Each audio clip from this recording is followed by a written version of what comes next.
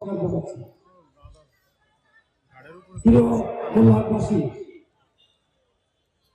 মাত্র 3টি দিন পরে আমাদের জাতীয় সংসদ উক্ত নির্বাচন উপলক্ষে ইতিমধ্যে আপনারা বিভিন্ন ইউনিয়নের ওয়ার্ডে গ্রামে নানাবিধ কর্মসূচিতে সকলে ব্যস্ত রয়েছে। আমাদের হয়তো নির্বাচনের আগে মৌলাট উপজেলায় ইতালি সেনের জনসভা, নির্বাচনের আগে আর মোল্লাহাটে আমরা এই জনসভা করতে পারবো না। পরবর্তীতে 5টি বছর পরে আমরা নির্বাচন লাগবে। এই একটি নির্বাচনকে লক্ষ্য করে আপনারা যে সুযোগটি আজ পেয়েছেন, এই সুযোগকে সৃষ্টি করার জন্য দীর্ঘ 17টি বছর আপনারা আন্দোলন সংগ্রাম, নির্যাতন, নিপীড়ন, জেল জুলুম, হত্যা, মামলা সবকিছু সহ্য করেছেন। এই সুযোগটি সৃষ্টি করার জন্য আপনার আমার প্রিয় অভিভাবক মমতা বন্দ্যোপাধ্যায়, দেশনেত্রী বেগম খালেদা জিয়া আমাদের থেকে আন্দোলন করতে করতে চির বিদায় নিয়েছে।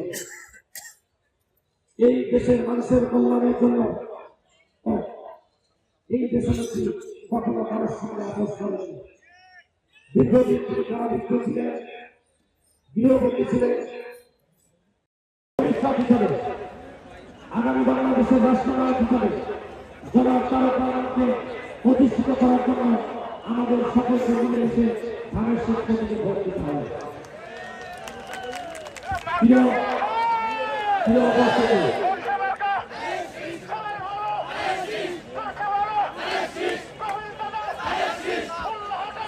প্রিয় উপস্থিতি,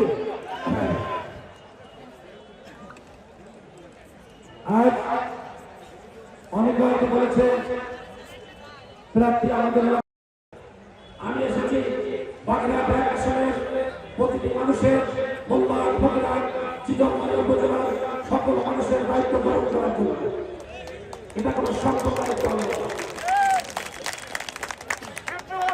পাশাপাশি আপনারা জানেন, আপনারা যখন দেখেছেন রাজনীতি মানে ক্ষমতা, যারা রাজনীতিতে ছিলেন, যারা জনপ্রতিনিধি ছিলেন, তাদের ক্ষমতা দাপট আপনারা দীর্ঘ 17 বছর দেখেছেন। কিন্তু আমি মনে করি রাজনীতি মানে ক্ষমতা নয়, রাজনীতি মানে দায়িত্ব হয়। আমি নেতা হতে আসিনি, আমি এসেছি আপনাদের পাশে থাকতে।